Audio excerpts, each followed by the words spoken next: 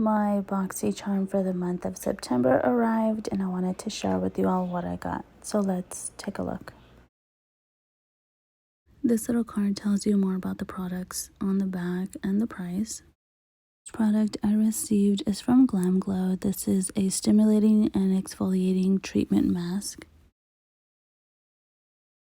Next up is from the brand Georgette Klinger. This is a Marula primer. Next item is from Pinky Rose Cosmetics. This is a multi-use makeup base sticks. Next up is a lipstick from the brand Real Her.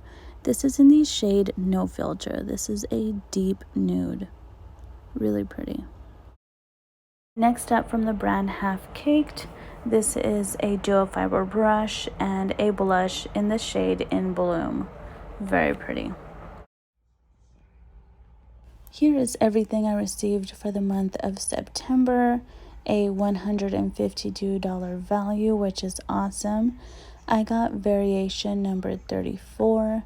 Not bad for only $25. Let me know if you guys got any similar products. Like, subscribe, and comment. It means the world. I'll see you guys in the next video. Bye.